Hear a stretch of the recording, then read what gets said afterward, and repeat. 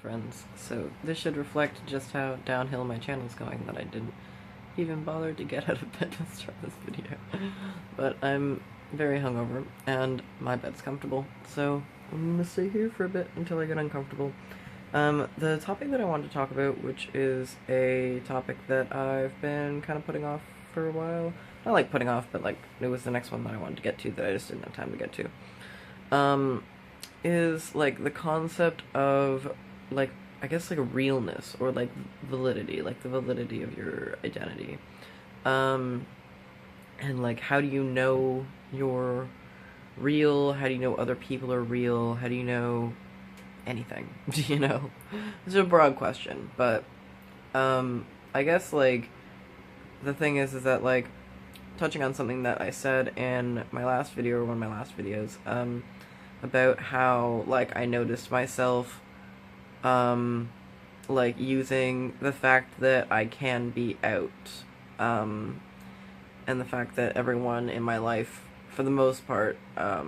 respects my gender identity as a sign of my inherent validity and the validity of my gender identity, and the validity of my, lived experience as a non-binary person. And then unpacking that and realizing that that was kind of fucked up, because the only reason that I have those things is based on my position of privilege, and that, like, people who are not able to be in that position, but have, like, but are, like, non-binary and stuff like that, are just as valid as I am, even if they're not living as a non-binary person. And so I guess I wanted to talk about the concept of realness, the concept of validity, and ways in which we intentionally, or for the large part unintentionally, place our validity on the invalidity of other people. You know what I mean? Like, saying, like, the ways in which when you're struggling to validate an identity, and this is not just a non-binary thing, like, this is just, like, a thing in general. It's happened in other sections of the LGBT community, it's happened in other marginalized communities, where, like, in order to position your identity as being more valid and more acceptable, that it's easier for you to do that by positioning yourself in a more favorable light than another person who shares community with you, or another identity or another experience that shares community with you. And I think that most people do that to some degree. Like, or not most people, but I think a lot of people do that to some degree, and I don't feel like it's always necessarily intentional, or necessarily something that's, like, I guess, like,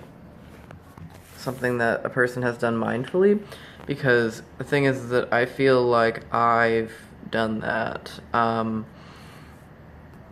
but I'm not trying to, like, beat myself up about that, because I feel like a lot of people have done that. Like, I feel like I very much spend a lot of, I very much have spent a lot of, like, mental and emotional energy trying to conceptualize myself as being, like, the perfect non-binary person, I had to be perfectly androgynous and perfectly lacking in visible sex characteristics, and have a voice that was just, like, the perfect middle tenor, and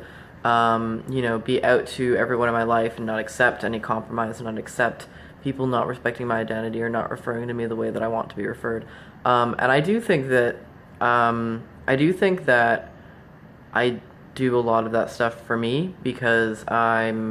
do deal with dysphoria. Androgyny is a very important part of my identity as a person. And also, like, my decision to not compromise my identity is very much a survival thing for me, because of things that I've talked about in previous videos with the level of, like, depression and mental health issues that were caused by me trying to exist as female, and then to a lesser degree after I'd transitioned and was living as male for a brief period of time. That the experience of living in a binary gender role was very damaging to me, and that's why I tend to be so uncompromising in my identity, regardless of who I'm dealing with, and also for the sake of, like, I feel like I kind of have to trailblaze in that, because I want any, because I know that I'm not the only person like me. I know that I'm not the only person who like really struggles not being able to articulate their identity, not being able to have their identity accepted in aspects of their life. And so I figure if I kind of like fight for that and make people, even in really like conservative or unlikely circumstances, be like, if you don't acknowledge me as a genderqueer person, we're gonna have a bad time, then other non-binary and genderqueer people coming up after me are hopefully not going to have that same conversation. And so I don't feel like everything that I do in that regard has been for the purpose of reinforcing my own validity to like cis people. But I do feel like there's been an undercurrent of that, and I guess that's something that I'm kind of like I've just been thinking about lately. Especially ways in which I kind of internally like view myself as being valid because of things that I do that other people can't do. You know what I mean? And like I guess it's just I want to reach a point in myself, and I feel like I'll be a better person, be a kinder person when I reach a point in myself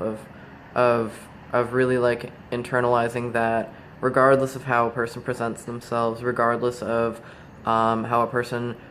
dresses or talks or behaves,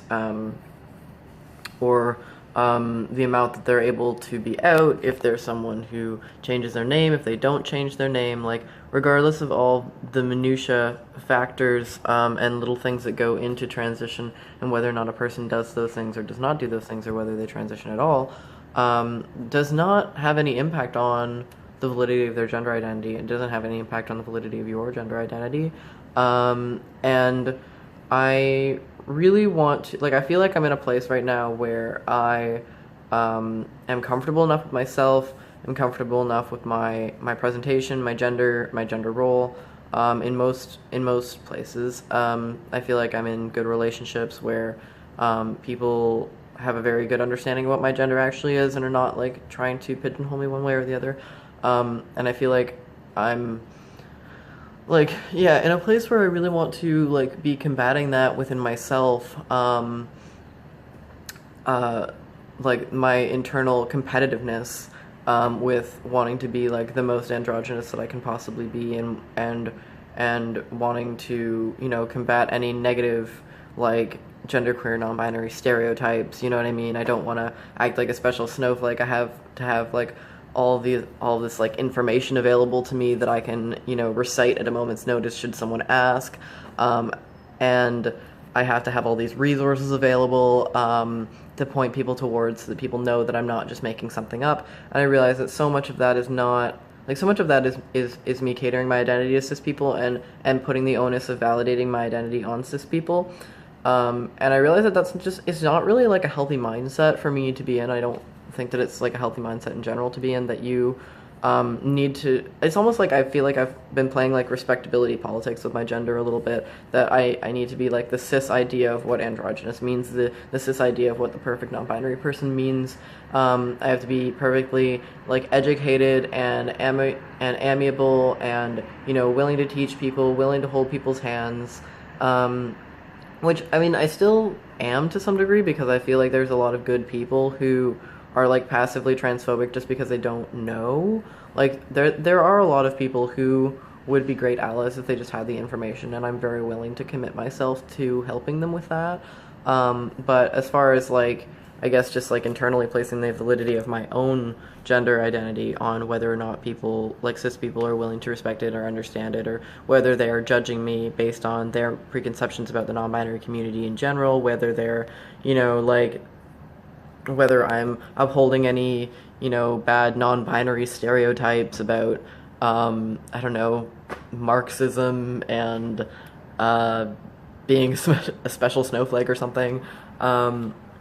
Like, those are not, like, I don't have to like distance myself from like negative preconceptions of non-binary to be valid, and I want to really stop trying to do that, because it's not other non-binary people's faults that we're not socially accepted. It's cis people's faults that they're not being socially accepting. So, oh, I thought my roommate was coming home, but I'm still good. Yeah, anyway, I guess that's just like a thing that I wanted to throw out there, and like for your consideration. Like I'd love to hear comments from people about like whether you think that's something you do, like whether you feel, you know, competitive about your identity, whether you feel like you need to kind of live up to some like cis ideal of what non-binary is, whether you try to like distance yourself from like bad examples of non-binary people, or like negative stereotypes about non-binary people for the purpose of validating your own identity. Not judging anyone who does that, because I do that, but I guess just like something to talk about. I feel like all of my videos lately have been pretty open-ended, but I don't know. People seem to enjoy it, so I guess that's just what I'm doing right now. I wake up, I roll out of bed, I start talking at a camera, and you guys like, comment, subscribe. Sorry, I'm not gonna do that. Anyway, I hope you guys are having a great day, and I will see you next time, because that's all I have to say. Peace out.